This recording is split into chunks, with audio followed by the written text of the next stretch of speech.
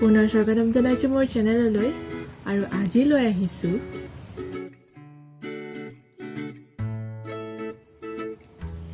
এই ৰেচিপিটো আসলতে আমাৰ ডেকা প্ৰজন্মই বেয়া পাব কাৰণ মা মছলা মাছ মাংস এনেকাই ভাল পায় কিন্তু আজি ৰেচিপিটোৰ মেইন কাৰণ হৈছে বৰ্তমানটো ডায়াবেটিস পেশেন্ট বাঢ়ি গৈ আছে ঘৰত কাৰ ঘৰত নাই বাৰু কওকচোন ডায়াবেটিস পেশেন্ট নাই মোৰ নিজৰ মা আৰু মোৰ শহুৰ দেউতাৰ ডায়াবেটিস আছে আৰু বহুতৰে আছে পৰিয়ালৰ গতিকে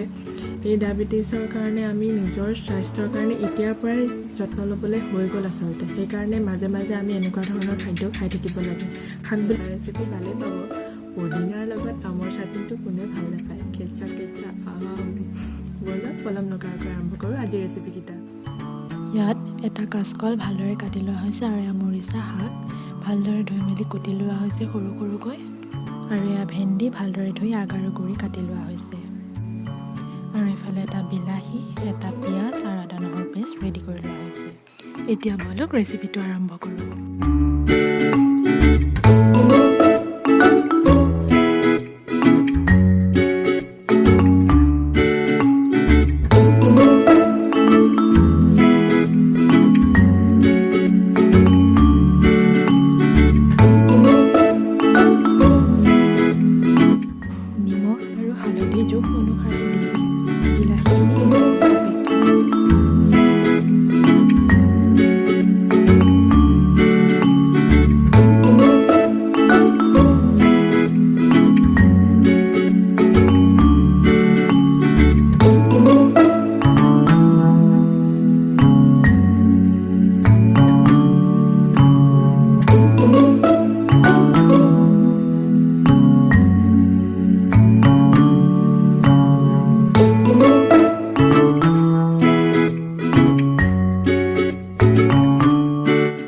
সিজাৰ পাছতে জোখ অনুসাৰে পানী দি দিব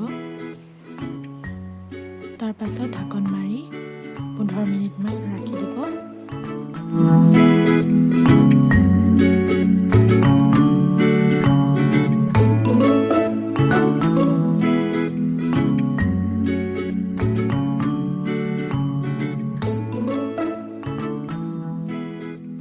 আদা নহৰু পেষ্টখিনি দি ভালদৰে মিলাই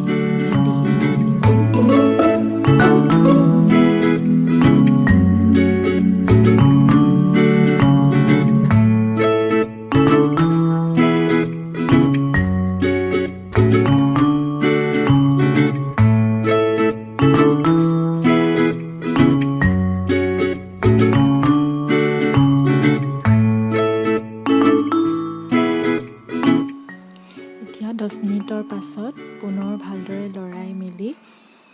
জিৰা পাউডাৰ আৰু ৰেড চিলি পাউডাৰ দি দিব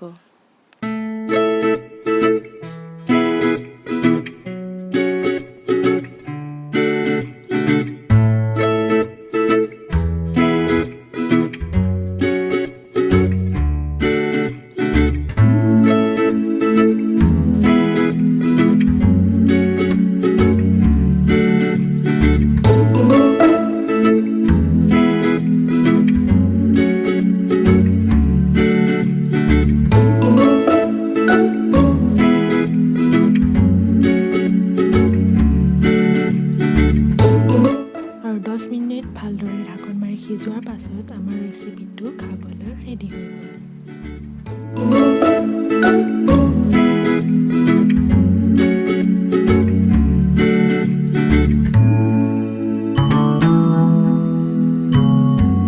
এয়া আমাৰ তৰকাৰী ৰেডি হৈ গ'ল আৰু এতিয়া বলক পুদিনাৰ চাটনি ৰেচিপি লৈ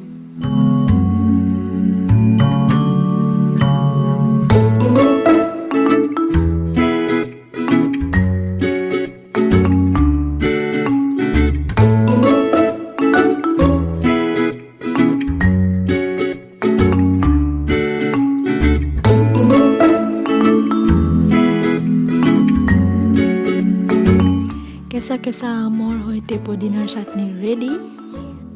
যি হ'লেও তোমালোকে নিজে নেখালেও মা দেউতাৰ কাৰণে ৰেচিপিটো বনাই দিবাচোন তেওঁলোকে ভাল পাব আসলতে ৰেচিপিটো খাই গতিকে আজিলৈ সামৰোঁ